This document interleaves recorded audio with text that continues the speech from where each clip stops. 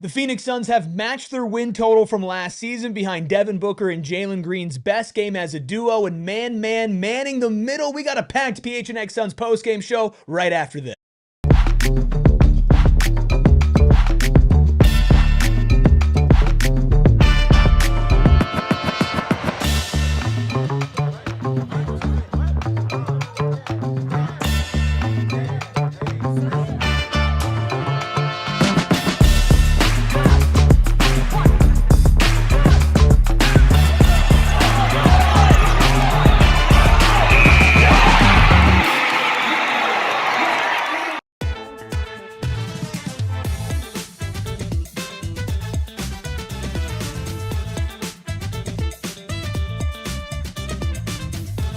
Psychos and sickos unite for a Bayou Blues edition of the PHNX Suns post-game show as the Phoenix Suns officially matched their win total from last season. And if you didn't know already, it's only March 6th. I'm Eric, that's Gil. We got Espo and the Freckle Mamba behind the Mac, making all of the magic happen as the Phoenix Suns won a wild one against a fully healthy New Orleans Pelicans team and went down to the wire 118-116. But at the end of the day, the Suns picked up a win. They've won 3 out of their last 4. They bounced back on the second night of a back-to-back, and we're here to break it down with you. So hit that like button, hit that subscribe button. Thank you for ending your work week with PHNX Suns. Espo, they got it done. Welcome, Sandman, Boom Shakalaka, Charles, Lenny, Kara, everybody that's in here, Odin's Eyes Visual, all of you. Hit that like button. We appreciate you being here. Other than us, you're the most important people here tonight. And Airden, we got to do it. Open the drawer, place the Pelicans on it, put the sheet over them, put the toe tag on, and slam the door shut because the morgue has taken another victim. Do we need to call PETA? Because we killed the Pelicans.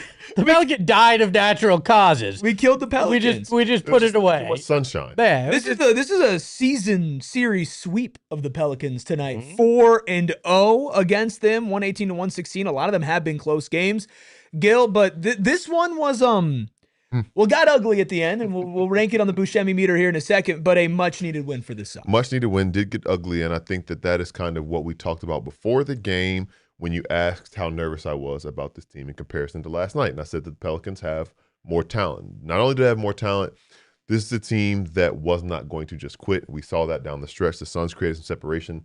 Espo, we talked about that a little bit. It felt kind of weird, and every time they had an opportunity to pull away fully, they couldn't, and that's a credit to the Pelicans, but credit to the Suns. You win the game, and it does not get lost on me that you've completed your second series sweep of one of the weaker teams in the NBA this week, and you don't have to look back like you would look at last night, say, I wish you could have that one back, or any of them back against the Pelicans. You got the win, move forward, keep looking ahead. I mean, this was absolutely a must-win game. Yes.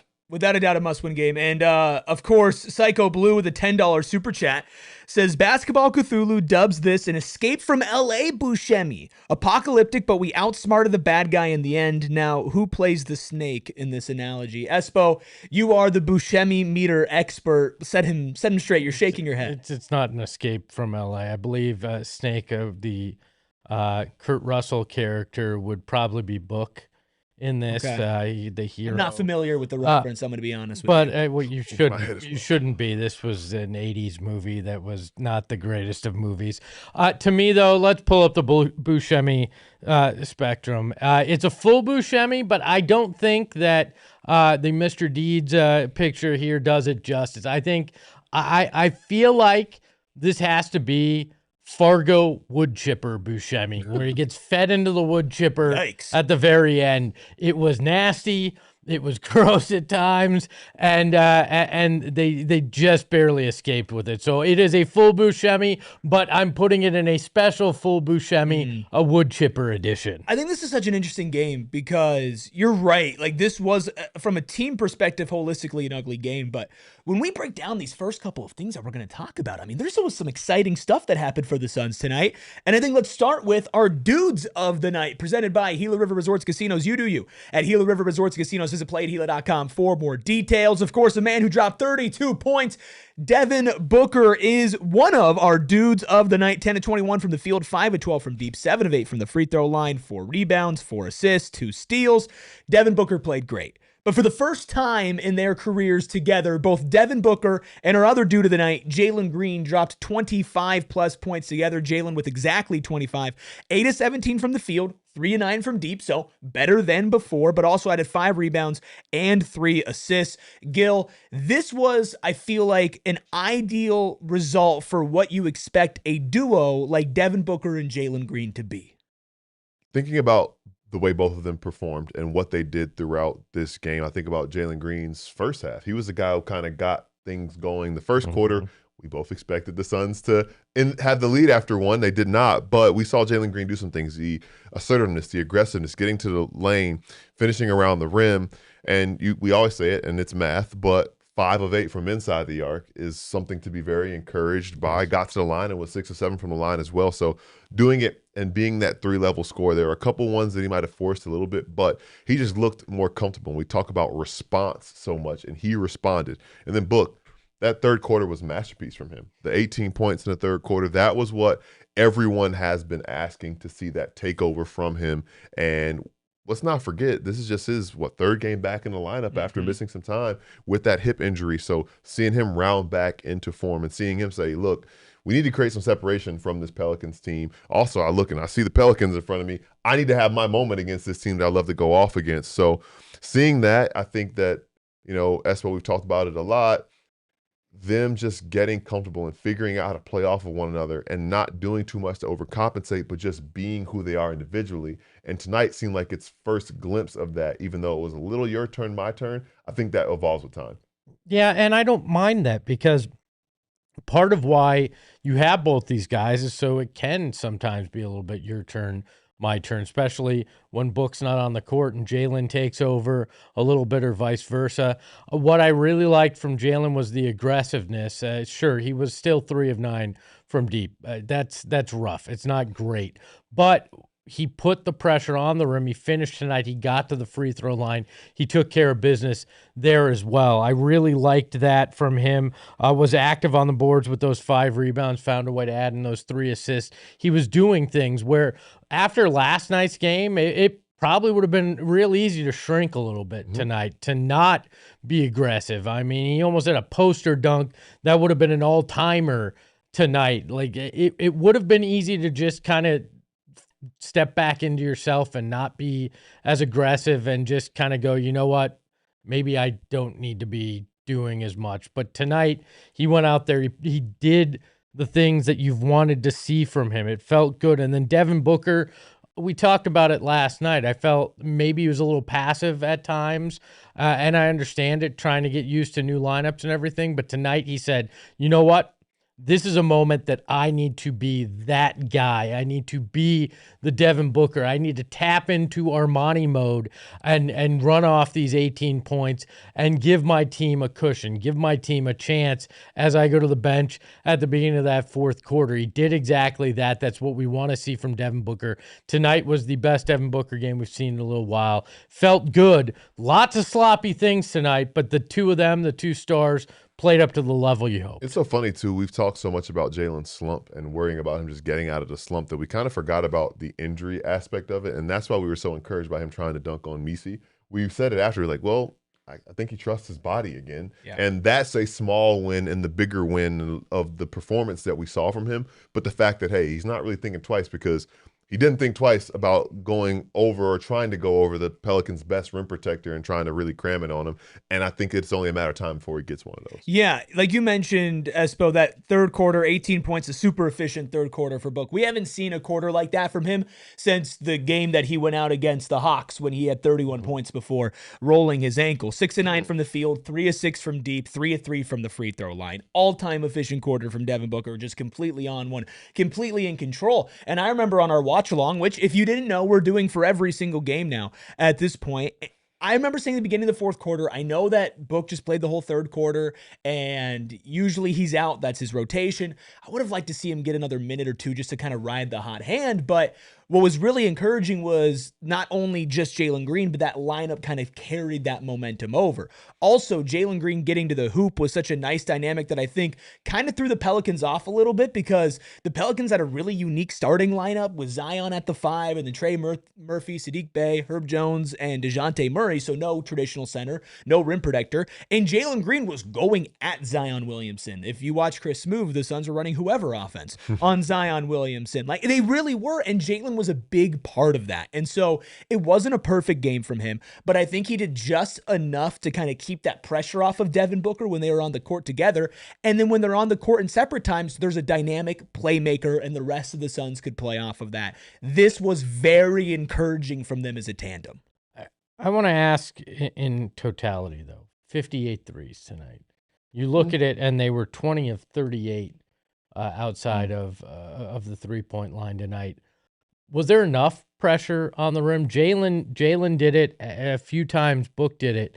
But do they need even more of that beyond just Jalen that really did it tonight? Is that going to be a key for them? Because it felt like when they were on tonight, it was because they were putting pressure there, and when they started to settle for threes that weren't in rhythm, like we talked about, Gil, that's when it felt tough. And Jalen, big credit to him, because he was the guy kind of putting that pressure on tonight. But I feel like they need more of it. Yes, and I think that is one of the things that we've talked about, that rim pressure comes in a lot of different forms. And we're getting it from Jalen Green. You're seeing it from him, seeing it from Grayson in some spots as well. But the other aspect of it, and that's where you miss Mark a little bit, rim pressure can come in the form of hard dives, hard rolls to the basket, where so many times where I am, the coach in me is telling man to keep his hands wide, keep his hands high, to be prepared for the catch. And he's not there yet as far as that goes. That would make such a big difference if he's just able to get some opportunities and provide rim pressure that way. Rim pressure from cutting, rim pressure from playing smart off the ball as well. And I think that's the next step, especially with the particular group that this team has right now. And I think that that's where we kind of see, and I would say, I couldn't put an actual figure on it right now, but as I think about it, 58 threes, 10 to 12 of them probably were forced and probably were a product. If not more, not to be more, honest. were probably a product of the fact that they're missing that element, or they need more of that element, because not that it's one-dimensional, but it is a lot to ask of Jalen to just be the one guy who does that. And that's the growth. Oso did it a little bit and provides it a little bit and had some good cuts and had some good finishes around the rim. But you need more of that to be able to balance it off a little bit, because there was one, I believe it was Grayson, got feet in the lane. Grayson or Collin got feet in the lane and got an assist off of that, hitting somebody out in the corner. So seeing more of it that way, seeing more paint touches as drivers, and that's something to be prepared about. But also you could see it varied depending on who was on the court and who was available for the Pelicans. Well, you have to look at the personnel the Suns have right now. Collin Gillespie is primarily a three-point shooter. 11 of his 12 shots are coming from outside the paint. That's the most efficient shot for him. Grayson Allen took 2 of 8 from deep. He was 4 of 10 from the field. Grayson's a guy that can put pressure. But he did, and he sprayed it out. He got 8 assists tonight. Yeah, I get it. But again, when these guys aren't hitting from 3, sometimes use that ability that the defender's expecting you to shoot it, pump fake, drive to the hoop. Give me a little bit more of that. But then we look at like a guy like Royce O'Neal, where every time that he drives inside of the 3-point line, there's like, I don't ever want to see Royce drive. I think Ryan Dunn being 1 of 4 from deep. I mean, the one that he hit was big, but the 3 misses were some of the worst misses that we've seen all night, and some of the weirdest misses I've probably ever seen. Probably don't need 4 threes from him. I think that this is just kind of a little bit of a product of the Suns, and maybe tonight they skewed a little bit heavier, right? But it's also just the NBA, and I know that a lot of people don't like it, but you look at Joe Mazzulla, who is widely regarded as one of, if not the best coach in the NBA right now. What does his team do? Well, they just launch a ton of threes. It's a great equalizer, and the Suns do have good shooters. Now, I think maybe you pick your moments in some of these like ISO contested step back threes. That's where you trim it down, but as an approach, this is how, if you are a team that doesn't have like these crazy top MVP like talents like a Nikola Jokic, that you kind of have to make up for the margins, especially when you're not fully healthy. I get it, but we've seen it go into this 50 plus range a lot, and I think you can still strike balance while using the three as an equalizer. And I think early in the season they did it. Mid high 40s.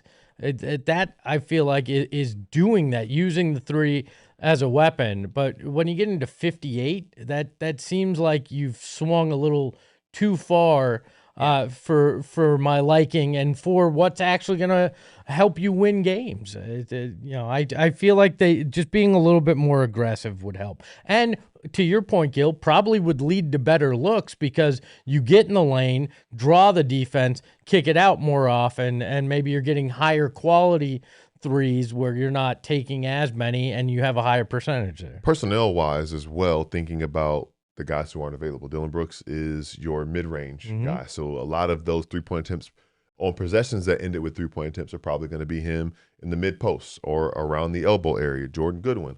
A lot of the putbacks that he gets are now being sprayed back out for more threes where he's probably going back up and thinking about that. And then also Mark Williams is a guy who's just finishing around the rim as far as a cutter, a rim runner, all of those things as well. So I think the other part of it as well is there are guys, save for Oso and Man, everybody else on the who played took at least 2 threes, and that's a product of who is available on this team. Obviously, I've not mentioned Haywood Highsmith, he played 2 seconds, but everybody else. Which we'll talk about that. We'll talk about that. When we give him our blue collar boy, let's not step on love the play too early, okay? Right, excuse me, but I think that's a big part of it with just guys who are available, and a lot of those shots. I mean, everybody was relatively efficient from beyond the arc, save for Grayson, who was 2 of 8. So that you live with Grayson taking. And I will say the Ryan Dunn thing, him being 1 of 4 from deep, there probably should not be a game where all of his attempts are from beyond the arc. And that's the one thing that I would like to change about that shot diet from him. Maybe dial it back to 2 or 3 attempts, but also get some cuts. Some of that weird push floater he gets sometimes. We need to see more of that and not just 3-point shooting. When one of your 3-point shots almost gives Oso a concussion because it hits nothing except Oso, like that's where I go, just stop. Just don't pull again, please. We're good. Yeah. To me, the 3-pointers, I'm not too concerned about it. I feel like it's a little bit more of just a product of how the NBA's played right now. But I think that there are spots, and we can go back again to that watch along. There are spots where it's like, hey, you shouldn't take that shot, right? And I think maybe Jalen Green is kind of the perfect microcosm of that as like a player, where it's like, hey, we know we want you to take threes. You can hit threes, but don't force it. And if you're off, just get to the rim. And that's kind of where I want to draw our primary conversation back to before we hit a break here with Book and with Jalen. I think that with them kind of now starting to get some chemistry with each other, like you mentioned, it was just a few games back for Devin Booker from his injury. Jalen Green is now starting to string together games. I do wonder how much that helps Jalen settle in, because coming into tonight, he was putting up some all-time atrocious efficiency numbers. I don't think he'll ever be as efficient as maybe you would like him to be, but tonight was a good step in the right direction, and I wonder if this will be a stackable game, unlike that Spurs game that he had fresh out of the All-Star break. I mean, you certainly hope so, that he gets confidence from being able to finish at the rim. Getting to the free throw line was good on the offensive glass tonight as well. It was good on the defensive glass tonight. All 5 of his rebounds coming on the defensive end, so he's having an impact there. You hope that it builds confidence and makes him feel a little bit more comfortable, because I think that's part of this, is trusting himself back from the injury, trusting his teammates now that he's starting to learn to play with them. But that's all hope. I need to see him string 2 together, because we've never seen him as a Sun string 2 really good games together back to back, in part because for most of the season before this, he wasn't getting 2 full games back to back. So many things have changed around him, performance to performance. You mentioned the Spurs game, and it's like, oh, hey, you're doing this. And even though Devin Booker was only available briefly, he was there, and he had the mentality of that. And then so much like we talked about, you wanted him to be playing with Devin Booker so he didn't feel like everything was on him. And that's probably, whether or not he wants to admit it or not, how he felt when he was pressing. Like, I have to make up for our all-star while he's unavailable. And now this last week has been settling in and figuring out how to play with one another, where you like the ball, when I can pick my spots, when it's time for you to get your spots. If I want to be the guy who is the guy who opens it up, and you're going to be the guy who takes it over when the other team is kind of worn down a little bit to start the second half. This is what this is about. You've got this runway. We use the runway term so much. there's still a month left of action, still 19 games left in the regular season, and that's where we're going to see tinkering things in the margins. And I think that this is the worst that this duo is going to look, especially what we saw this past week. So it inspires some confidence that they're going to figure some things out and even play better off of one another as time goes on. Couple of final things for me on this duo. They had 15 of the Suns' 26 free throws tonight, so I think their ability to draw fouls is going to be a nice stabilizing force, and they only missed collectively 2 free throws. And I do really feel like they had good defense as well. You almost got 60 points combined from your 2 guards, and I did not feel like either of them were either 1, getting attacked on defense, or 2, getting exposed. That's a really nice, healthy balance from your 2 stars, your 2 top options there. So been satisfied with both of their defenses individually, but it's nice to see when they both are stepping up offensively that doesn't take a dip. Any final thoughts on those 2 before we hit a break here? A fun night. The Phoenix Suns beat the New Orleans Pelicans 118-116. Those were our dudes. Who are our blue-collar boys of the night? Well, you're just going to have to wait to find out on the other side of this break. If you ever find yourself in a serious accident or find yourself seriously injured, it's important that you have this number at the ready, 602-783-8841. That's 602-783-8841. That's the number to the husband and wife law team. That team brings hundreds of years of combined trial experience led by Mark and Alexis Breyer with multiple certified specialists in personal injury and wrongful death. Their practice is 100% dedicated to injury and wrongful death, experienced and specialized and equipped with the expertise to handle every single aspect of your case. They're a firm that prioritizes results, not money, and they put their money where their mouth is with a guarantee that you'll receive at least as much in your pocket as they receive for their fee, even if they have to reduce their attorney's fee to do so. They almost promise you that they will always tell you the benefits, the weaknesses, the strengths of your case so that you can make an informed decision. So make the informed decision first. Call the husband and wife law team if you've had a serious injury at 602-783-8841 or visit their website at the link in our show notes and tell them that PHNX sent you. No, that's not me driving to the East Valley on my way home because I want to go to bed and sleep in for as long as I can. No, that's the Phoenix Raceway this weekend because the NTT IndyCar and NASCAR series are both racing same day, same track, not at the same time. Safety first, you know that. And you're going to want to be out there because it is the most beautiful venue in all of sports, not just Arizona, all of sports. You can watch a freaking race from a mountainside. Where else are you going to be able to do that? Plus, you are going to be able to go inside the garage, walk the track, meet the drivers, and catch a pre-race concert all in the Desert Diamond Casino infield experience. I've done it. It is unbelievable. It's unlike any other experience you're going to get in sports. You're going to want to be there, and you're going to have to do it fast because races are Saturday and Sunday. So hit the link in our description right now because those tickets are going faster than the cars. It's NASCAR NTT Indy Cup Series this weekend at Phoenix Raceway. And right now, you can become a member by hitting that join button. I know you've already hit the subscribe button. The join button's right where that subscribe button used to be. You can get access to emojis, exclusive content, and of course, a prepaid super chat for every single month that you renew as a member. Only $5 a month. So hit that like button, hit that subscribe button. Let's continue to break down a much-needed win for the Phoenix Suns. An ugly win, a Buscemi, but a win that they absolutely had to have, 118-116 over the New Orleans Pelicans, again, matching their win total from last season. What was really exciting about tonight was not just Devin Booker and Jalen Green, even though those are always going to be the headliners, but it was the other guys. It was the blue-collar boys of the night. Let's start with man. He was the man tonight off the bench. I would say his best game so far in his young career. Now, some of the stats, they're not going to blow your mind. In 20 minutes, he had 4 points and 4 rebounds, 2 of 3 from the field. Okay, fine.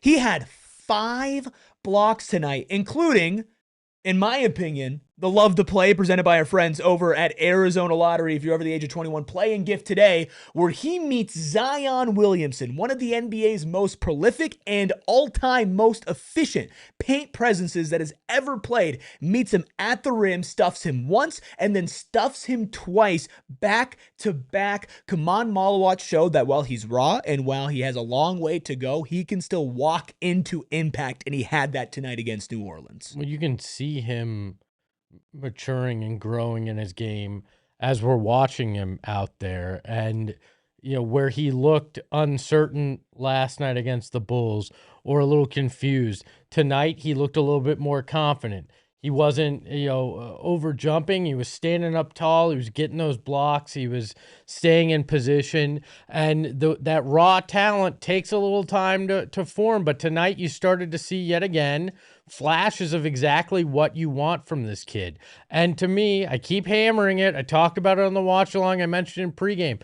Just be solid defensively and get rebounds. And tonight, he was solid defensively. He got rebounds. And in the few opportunities he had to shoot the ball, he made the bucket.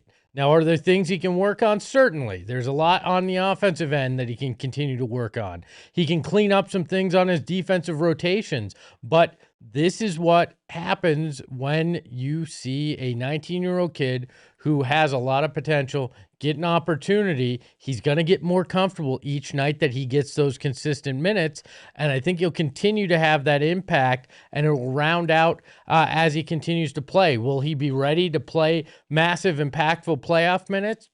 I don't know, but I do know that anybody that's been writing him off as a bust has really made a lot of assumptions way too early on this kid. There was a timeout in the second half when I saw him going to the bench and Devin Booker was there and he was talking through things with him.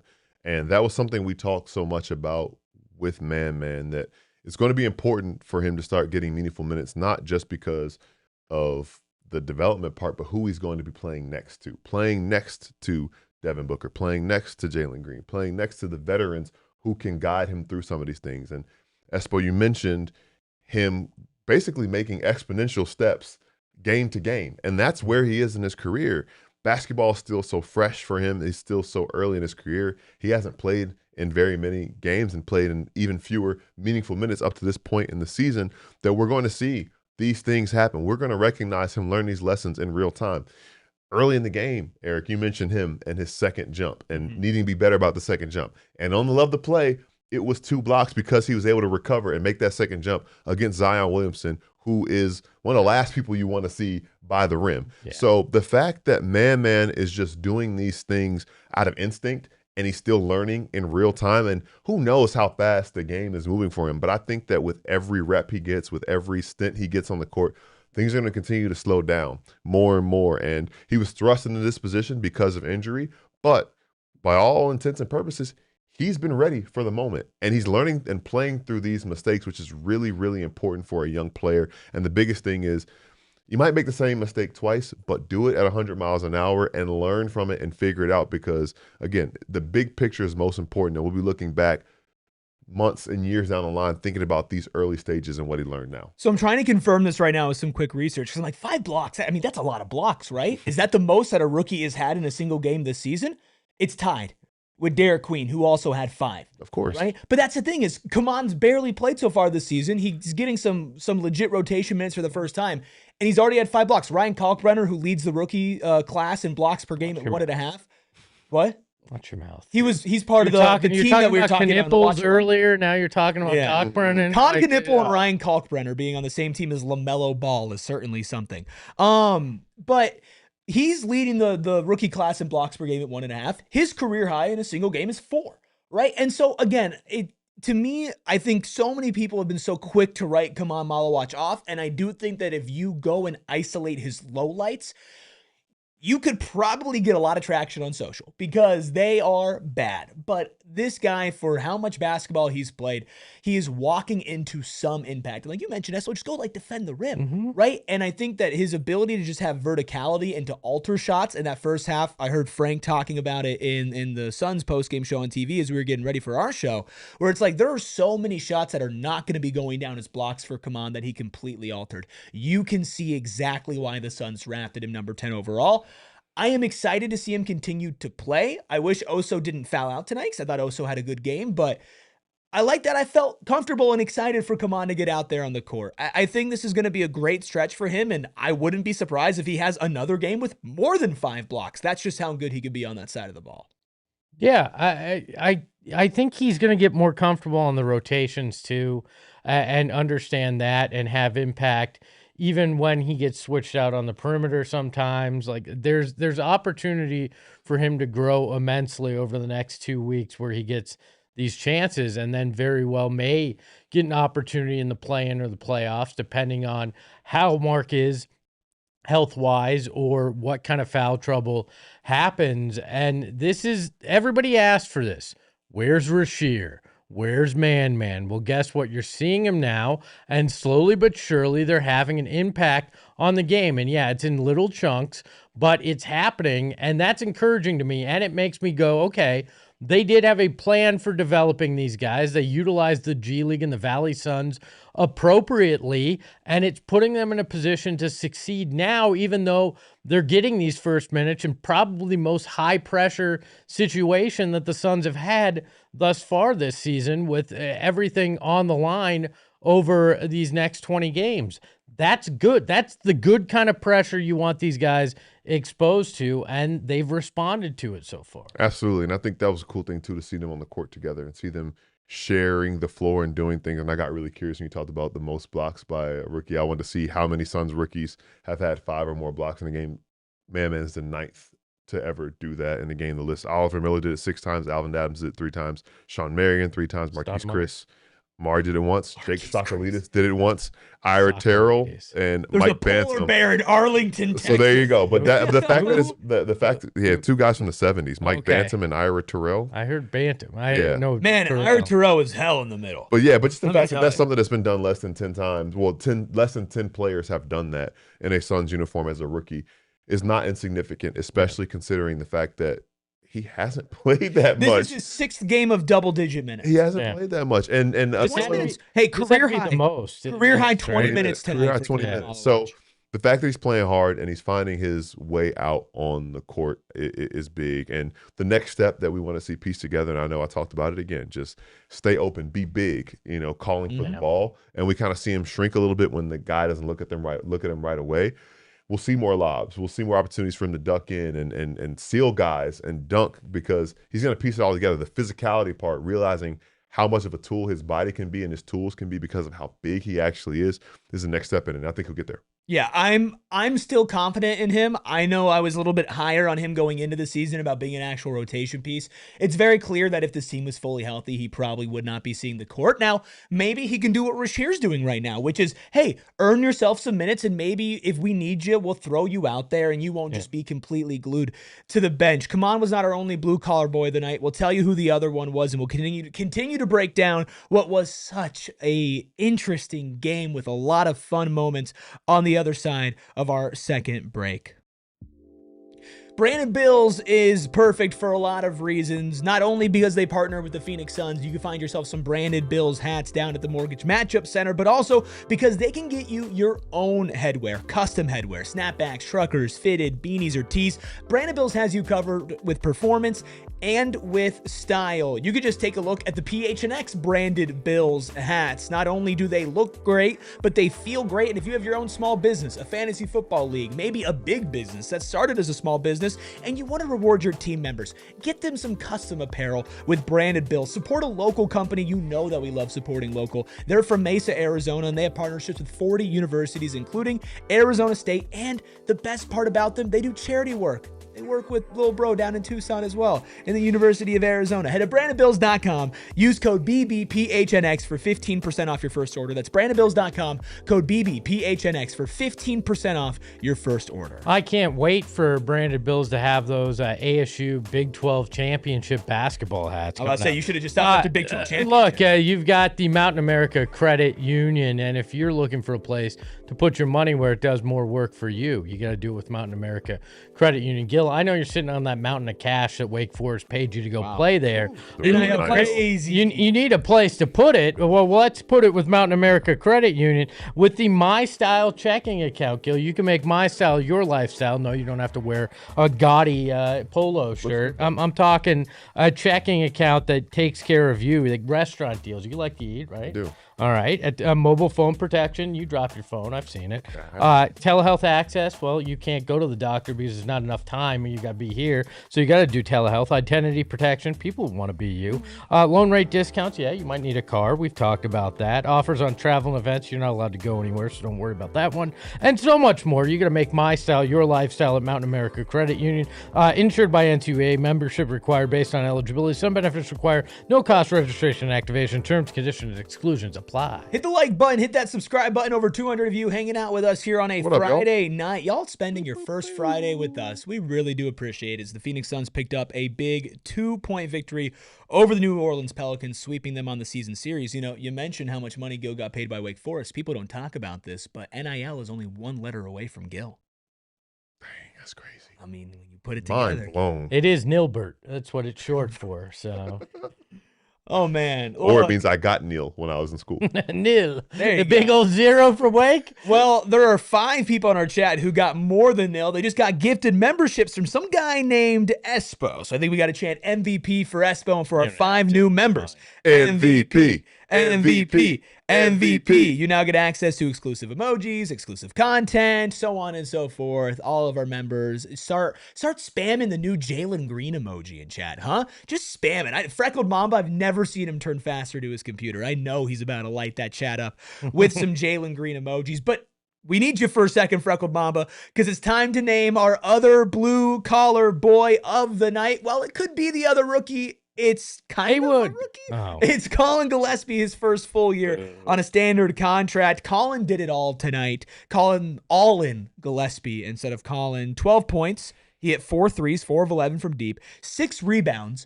5 of those rebounds were offensive rebounds, 6 assists and a steal, only 1 turnover tonight. Collin has been so good for this team. And he's played great defense. He's rebounded the hell out of the ball, and he made a big difference tonight. Made a massive difference, and he was just all over the place. It was kind of one of those things where it wasn't really one thing in particular that just popped off the screen. It was every little thing. It was the distribution and playmaking. It was making shots, the timely shot making. It was the offensive rebounds. The only person who had more offensive rebounds than him was Zion Williamson, who had 7, which is a different problem for a different time to discuss. But the fact that he had 5 offensive rebounds and he talked so much about how you combat and make up for being without your starting center and the other guys to step up and do that gang rebounding and talk about how this team is so aggressive on the offensive glass. That's a big part of the identity. And when you are without Jordan Goodwin, who does that so much, who's going to step up and do that? And it was really cool to see that Collin Gillespie was a guy that did that tonight, even going 4 of 11 from deep. We talked a little bit about him in a little bit of a rut. He bounced back from not shooting the ball well last night. So great response. Response was a theme for tonight, and Collin Gillespie certainly did that. Yeah, what we saw from him last night was so out of character, like with a lot of this Suns team overall.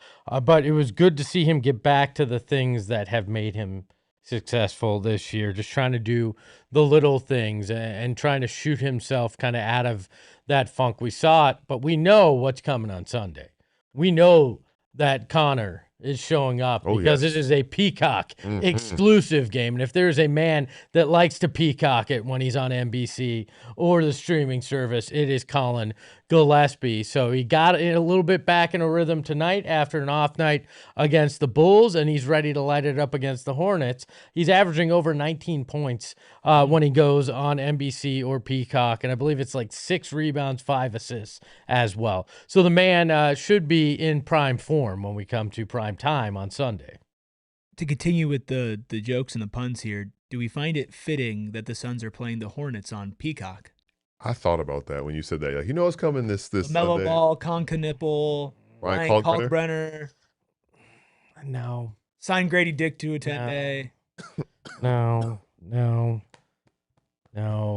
So Collin Gillespie, right? He continues to be such a fun addition to the squad. I know you look towards the summer and you just wonder, like, how much money is he going to demand, right? Because we've seen him at the beginning of the season. He steps up. He's really, really great. He's been the starter for most of it. He had a little bit of a dip there during the middle months, kind of similar-ish to when Mark Williams kind of dipped a little bit. And then we've seen like these really high highs, like the NBC games, the Portland game where he had 30 points and 8 3-pointers made and tennis. And you're like, wow, this guy's great. And then he's had some games where it's like, man, maybe you're better as a 6-man, which isn't an insult. It's just like, hey, maybe that's your role, right?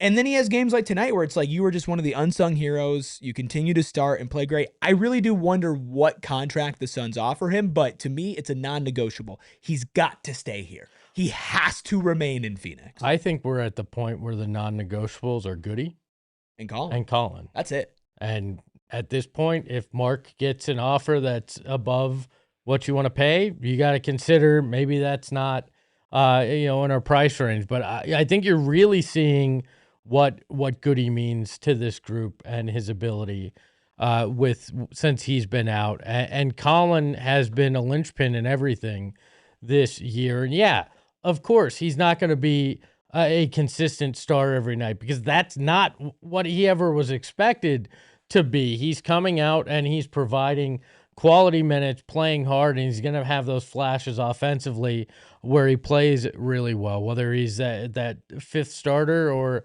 a sixth man, you're going to get that out of him. So I think you're definitely going to have to keep those two in this offseason and figure everything else out.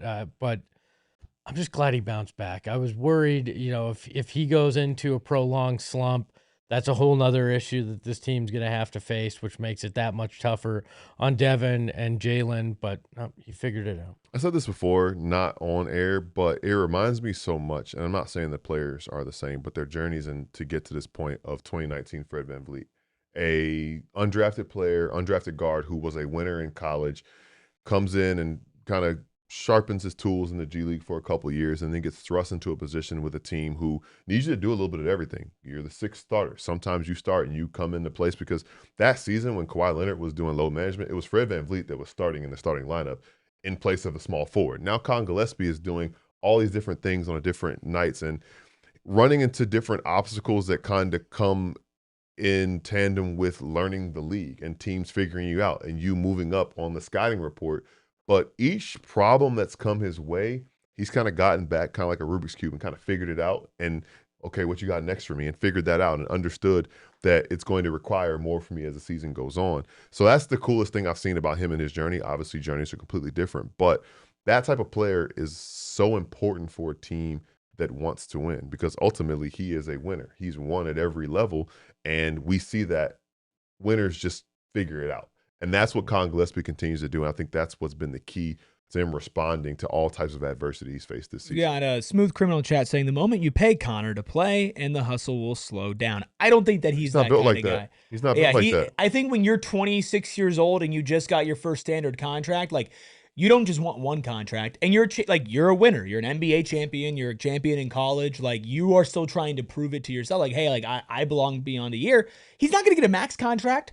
I don't know if he's going to get a 5-year deal. Like this guy wants to be in the league for the next 10 years. He still is going to have to hustle hard and prove it. I don't think that there are guys that are wired where, that's what Smooth Criminal said will happen. DeAndre Ayton. There's other guys, and we all know these people in life. It doesn't matter what kind of money they make. They're just wired to work and work hard constantly.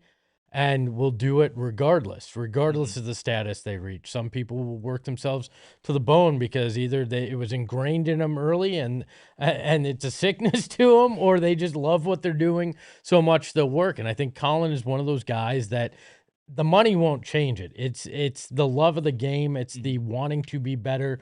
It's the wanting to be successful that drives him, not the contract necessarily, because if it was the contract, it would have been real easy to give up when he wasn't drafted or when his leg broke or all these things that maybe it would have been like, you know what, money's not going to happen, I'm gonna pack it in. But when you work as hard as he has to get where you are, I don't think the money's going to change. And I think about it too, right? He's a blue collar guy. Like, he's just a guy who that is the backbone of who he is as a player. And no amount of money or contract is going to change the tenets of who he is as a player. I think that's just, honestly, if anything else, he might double down on it, thinking that, if I do this even more, the next payday is going to be even bigger because I can continue to get better in this lane and dominate in this lane and really exceed in being that type of player. So I think it'll make him hungrier. Well, and I think he has that F you, I'm going to prove you wrong Yes. mentality, which money does not fill that hole. Let me Right. tell you that much.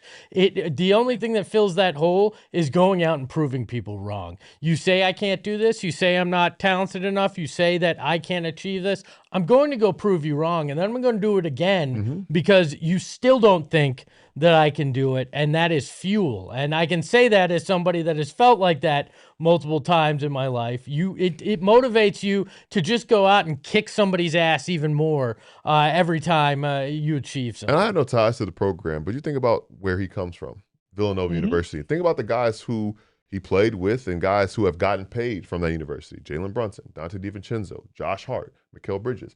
They all got paid, and they didn't just say, all right, we're not going to play that. Like, that is a big part of what's embedded in those players, the players who played for Jay Wright in college. So I think you look at that and say, hey, we got another one of these Villanova guards who have crazy chips on their shoulders, and when they get paid, it just makes them somehow the chip gets bigger, which is really counterintuitive, but that's how they operate. You're telling me all those guys on the Knicks played at the same college? I had no idea. They should make a commercial about it. Nova way. Yeah, nobody. Speaking of wanting to kick somebody's ass, let's read the super chat from Bike Cards before we get out of here, saying Suns are giving me Cardinals 2-0 vibes. First of all, it's no. March. Yeah, but it's March. Second of all, no. Third of all, I feel your pain as a Cardinals fan, but keep that stuff out of here. Fourth of all, that second win came against the NFC South champions. That was a good win. Fifth of all, it's March. We're more than 2/3 of the way through the season. That doesn't even make sense. Yeah, look, if we're comparing it to a Cardinals season that I don't want to compare it to, would be the 11-0 season. But we don't have to do that because they're not the Cardinals. You know what we're comparing it to? 2008. Whoa. Yeah. How about that? Nobody thinks you're going to do anything in the playoffs, and then you do something. Yeah. How about that? Only 19 games left, and the Suns have tied their win total from last year. Let's pick up a win on this program. Let's talk to Stephen Prejean Garner, and let's do it on the other side of our final break. Well, if you're remodeling a house or you're tackling a multi-home build or you're doing anything that involves construction, renovation, you've got to check out the Window Depot to get a win of your own. Because right now, Window Depot is introducing flooring, currently available at all Tucson stores, coming to Phoenix soon. And it's not just flooring and windows at the Window Depot, it's everything. I'm talking windows, doors, skylights, cabinets, countertops, sinks, and more, all in stock and ready to go. Don't laugh. This is no laughing matter. This is serious. You know what? You're right. Construction and materials is serious business. Look, all I'm saying is if you want to get the biggest inventory at the best price with no membership required, the Window Depot is the place to go. You guys are throwing me off. I hate you guys. But the Window Depot also has in-house designers ready to help you plan your space and no extra cost. From cabinets to countertops, they just make it simple. The Window Depot, more than just a window store. Visit thewindowdepot.com to get started on your next project today or visit any of their 7 Arizona locations. Eric, I got a question for you. Oh, God, I'm not ready for it. You feeling lucky, punk? You know what? Yeah. Well, then why don't you go play some Arizona Lottery Scratchers? Because triple the games, triple the fun. It's like the Suns from Beyond the Arc. It's triples. That's right. Now you can play 3 exciting triple theme games from the Arizona Lottery. And I love Scratcher tickets. I've told you about this. It goes back since I was a kid. I love me some Scratcher tickets. My grandfather used to give me the cash that he won from them. You can play triple sevens and triple cash payout Scratchers for your chance to win top prizes of $100,000. Who could not use 6 figures just from scratching some stuff off a piece of cardboard? Plus, add triple red sevens fast play that has a progressive jackpot starting at $30,000. I won $10 or $20 on one of those the other day. Real fun, real easy. Even I could figure it out. So find all 3 tickets at a retailer near you, like our friends at Circle K. Woohoo! Let's keep things rolling here on the PHNX Suns post-game show, and let's get a post-mortem.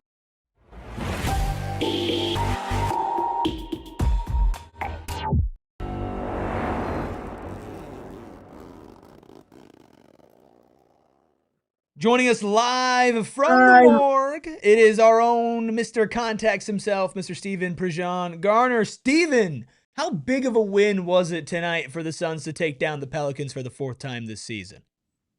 Yeah, very, very, very, very, very, very, very, very important.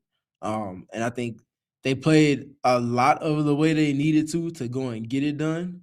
Wasn't perfect, of course. There's definitely some room for improvement on both ends of the floor, but they simply handled their business. And like I've preached since I moved out here to Phoenix and we started talking basketball, Jay-Z said there's no such thing as an ugly billionaire. I said there's no such thing as an ugly win. Wins are all pretty because that's what everybody desires, and that's what they got tonight. Man, you and I disagree. I have a whole segment called the Buscemi spectrum, and you want to tell me wins can't be ugly. I'm fine with ugly wins. Nope. All right? It's fine. Sometimes it's 2 a.m. You got to go home, and you take what you can get. Tonight was one of those games. I'll take the win. I'll go home with it. It counts as number 36. If the goal was accomplished, the goal was accomplished. Hey, they scored enough. That's all that matters, is all I'm saying. Come on tonight. Speaking of a man that I like what I saw, it wasn't always pretty this evening, but when you saw what he was able to do on the defensive end and how he is continuing to evolve, what'd you make of it tonight?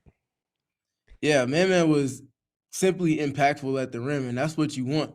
He was doing so without putting himself in compromise in terms of foul trouble, which ultimately was very important because Oso Ighodaro did end up fouling out, and you had to not just have Man in the rotation, but rely on him in multiple stretches. I go back to what I said yesterday, and me not batting an eye at some of the ups and downs that came with yesterday's game because the pieces on the floor with them weren't doing the things that they need to do for him to be the best version of himself.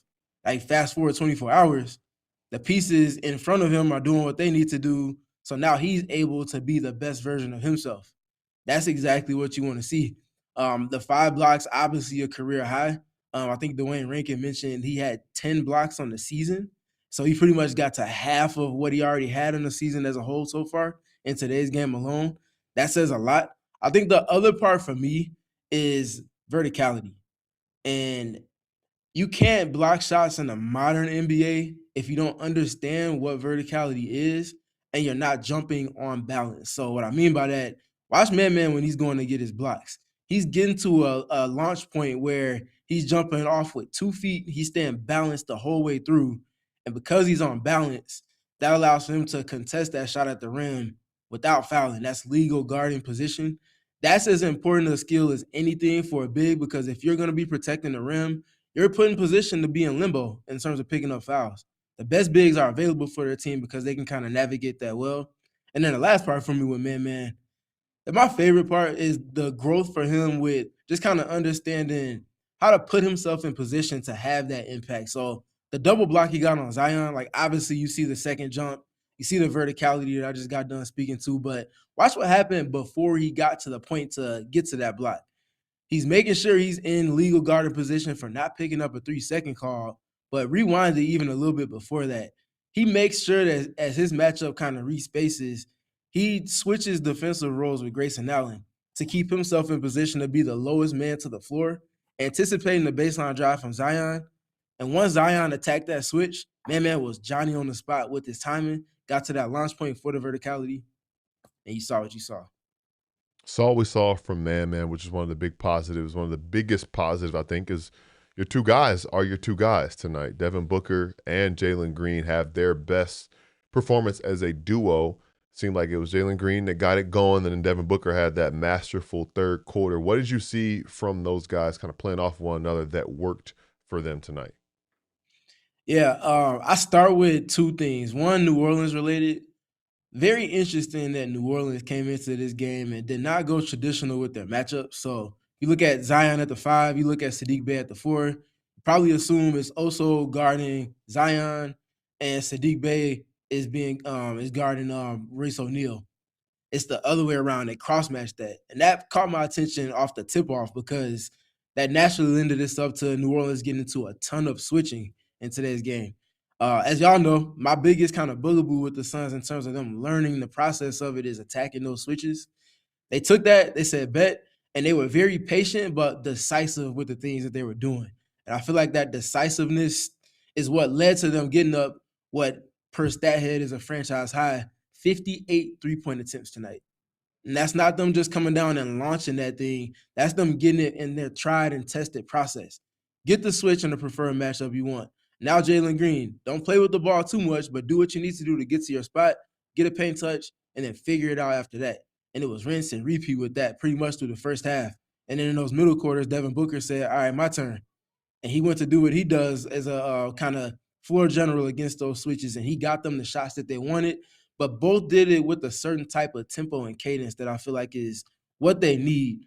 Gil, as you know, switching typically just steals the tempo from an offense in the half court, usually puts you in bad situations late in the clock. How many of those bad situations in late in the clock do you feel like we saw just off of that first watching tonight's game for the Suns? One too many of those. And I think that speaks to the decisiveness from those two, but also the process from everybody else and kind of keeping the chain moving in the half court. And I think this is a big gain game for them going up against switches. Did anybody ask Jordan Ott why he played Haywood Highsmith with 11 seconds to go for his debut in a 1-point game? Okay, so you're shaking your head no. Why do you think that was when Jordan Ott decided it was time for Haywood Highsmith to make his Phoenix Suns debut? I'm honestly not sure. Yeah, I can't.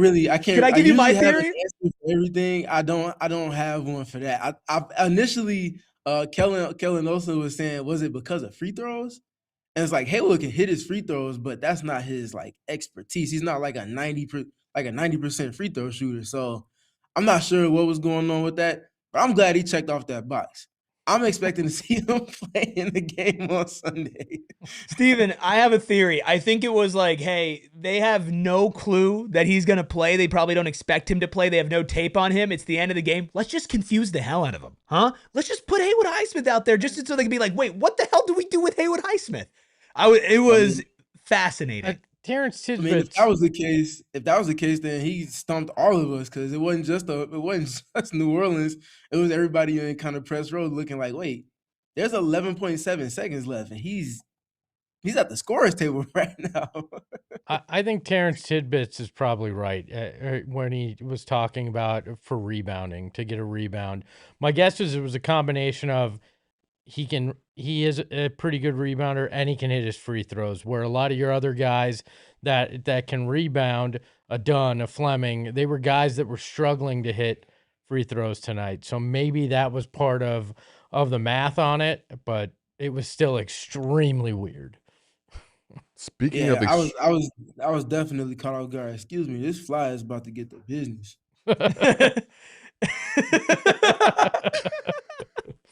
Wait, no, I thought you were trying to brush me off. Like, no, that's not right. Just stop. Bring the fly on. Bring the fly on. What What did the all fly this have to room, think? this whole arena, and this little fly want to be right over here. Fly is trying to get his 15 seconds of fame. You can't have that. It's going to cost you. Hey, tell him. Steven, there was a big spark in that second half when both Rasheer Fleming and Khaman Maluach were on the floor together. What was it about either them in the lineup or the lineup around them that allowed the Suns to kind of erupt and finally take over this game? Yeah, I start with Rasheer and his offensive rebounding abilities. I don't know if there's a better match on the roster for a player being given a green light to pretty much impose their will on opponents with the size and the wingspan and the jumping ability that Rasheer has to just go for offensive rebounds. Like that first one he got in the third quarter, he had no business going to get. He was pretty much hugged to the baseline on the weak side block from where the shot took place. And he beat everybody on the court to the top of the key, almost at the jump ball circle, to go and get that offensive rebound. And then I think he ends up knocking the three down shortly thereafter. And then he grabbed another one as well. And then it led to a three, I think, for Devin Booker in that third quarter.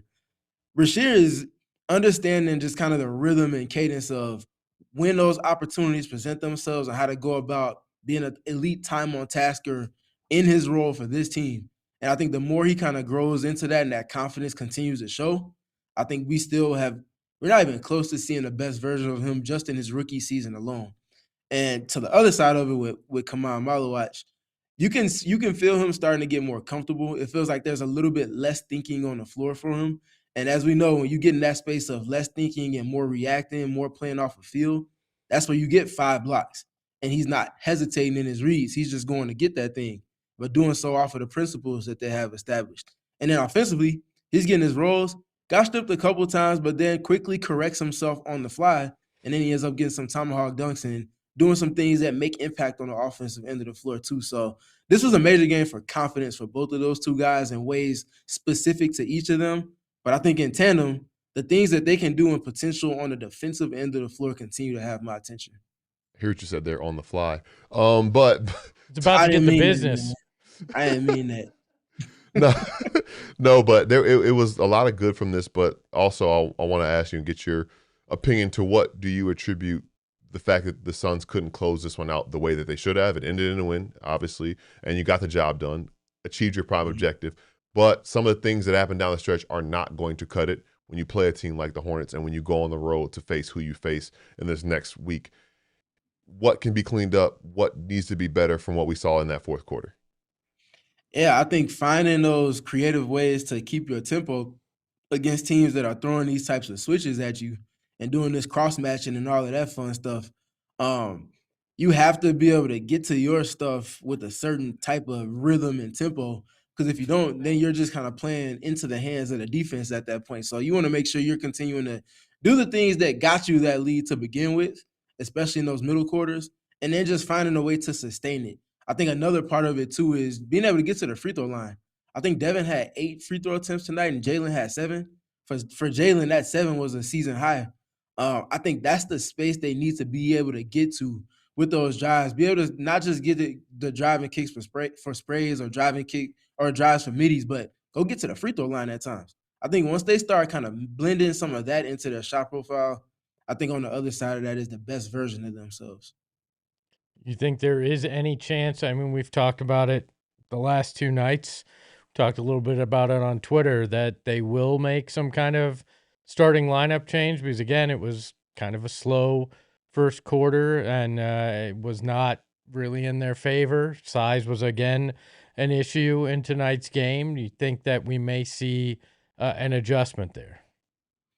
I think potentially. I think there's things that they're kind of mulling over right now that they might want to try to iron out before they get on this road trip. But it might take until the road trip for them to want to actually press that button. So I think they're in, because of the ways that some of the lineups have shifted with the injuries, it feels like they're getting closer and closer to that point. And I think, I mean, if Rasheer keeps playing this well, they got to find a way to give him more minutes and give him more on his plate to see just how much he can handle before they start getting their health back, which I imagine Jordan Goodwin is chomping at the bit in some capacity to return to the floor sometime soon. So that's adding another body in there that plays up and spends a little bit more time at the 3 and 4 than playing a traditional guard spot. So yes, I think they'll get to that point soon. Just a matter of when. One last thing for you, Max Crosby. Listen, I almost shed tears of joy. I almost cried. I think Ayrton also almost cried. Yeah, as he should. But for me, they didn't have the identity kind of like the Suns. They didn't play to what their identity was last year just because of personnel things. And seeing that, I'm very happy. I'm not celebrating the Super Bowl in March, but I'm very happy with where things are headed. Lamar's bag is up next. Steven, final thoughts on tonight's game, not tonight's trade. Yeah, another quick one for me. Looking at Man and Rasheer on the floor together defensively. We talked about this with Jordan Knott, I think maybe a week ago. Talked about it with Coach Jesperson as well, with the G League Valley Suns interview that's now up on our YouTube channel. Go check that out sometime over the weekend. I talked about just Rasheer's versatility defensively and how that will allow for players like Khaman to just be in better position to stay low to the floor and provide that rim protection while Rasheer does stuff on the perimeter. I think there's a lot that they can get out of that. That's like another cross-match in tandem outside of Mark Williams and Royce O'Neal or Mark Williams and Dillon Brooks being able to do some of those things in the starting unit. If you have that in your starting unit, and then you also have another layer that you can get to with that in your reserve units to kind of keep some continuity in style of play and just kind of dictate the terms, there's a lot that an already active defense can get even more out of themselves from just by way of forcing turnovers and things like that. So if those two are both continuing to be in the lineup together with each other, I imagine we see a little bit more of that as they kind of get that time. And I think on the other side of that is, again, a team that's been top 5 in defense sustaining at that level. Steven, thank you so much for joining us. We will talk to you again on Sunday as the Phoenix Suns host the Charlotte Hornets. Looking forward to that one. And of course, if you're not following Steven, make sure you change that at StevenPG3. That is Steven with a PH. See you soon, man. I appreciate y'all. All right, fellas, let's wrap things up here on a Friday night. Give me your final thoughts on a Phoenix Suns victory. It was good enough, but you're going to have a lot better when you go in playing Charlotte, who is no longer a laughingstock or a doormat. They're a real serious team, and you're going to have to go out there and play a good, solid, complete game to win on Sunday. You showed some of the tenets of what made you the team you've been this year, but you still got a lot more to go. So you're going to have to lock in for Sunday. Never apologize for winning. Found a way to win. You go into Sunday's game with momentum. You're going to have to do it for all 48 minutes against a Hornets team that is coming off of a loss, but also has won 10 straight away from home. It does not get any easier for you. And speaking of Charlotte, to answer your question, Aaron, it was 5 picks. I remember. It was 5. Can I give one key to the game? Win? Yeah, for Sunday. Give it to Melo and let him drive the team bus. You'll be good to go. I was saying WIN, but you saw WHEN. So we're still, but I got it. We got there. We got there. My final thoughts. I'm choosing to really appreciate the fact that this team has 36 wins. In fact, I'm unbothered by it. But I genuinely appreciate kind of this moment of this season because it has been an entire season of good times. Now, have there been low moments? Did we just go through them? Like, yeah, for sure. But this has been such an amazing season of Suns basketball, and I'm very grateful for it because I don't think we expected to have this much fun and have this many good moments and game winners and clutch wins and blowouts and, you know, like these moments where it's like, wow, Suns basketball is back, and this is a milestone. Like 36 wins by March is a milestone because it marks the complete flushing of last year. You've surpassed it. You've moved on past it. You have a new coach, a basically entirely new roster, a new future, and a better present. Group chat. Yeah, no Twitter group chats, and a better present. And I'm so happy that this is just another reason to celebrate all of this. And it's March. There's still so much more for this team to do, and hopefully they can get healthy. If you're wondering why we're not talking about Dillon Brooks and all the news, we did that in our pregame show at the beginning, so you can go check that out if you want to hear our conversation on that. But hopefully they can get healthy. Hopefully they can make a run at it. And you lost a game to the Bulls, so go beat the Hornets on Sunday, and let's even everything out, shall we? Yeah, About it. Odin, I didn't see your joke, but great minds. I'm glad that we're on the same You're page. stealing more when jokes it from comes people to in the chat. Melo's driving abilities. I don't know if we could be making jokes about driving ability on this podcast anymore. I mean, Anyways, you can follow the show. studio doesn't smell like anything, so we're No, good. it does not. You can follow the show at PHNX_Suns. That's on Twitter and on Instagram for all the news. And, of course, jokes, memes, everything in between when it comes to the Suns. You can follow the freckled Mamba behind the Mac, shaking his head and really hovering over that end screen button. As always, at freckled Mamba. You can follow Espo at Espo. Catch him on Southwest Buys every weekday morning. You can follow Gil at Gil McGregor_. You can follow me at ERIKRUBY. Everybody, be safe and be responsible, and we'll see you all on Sunday. Oh, We all silly like the mayor.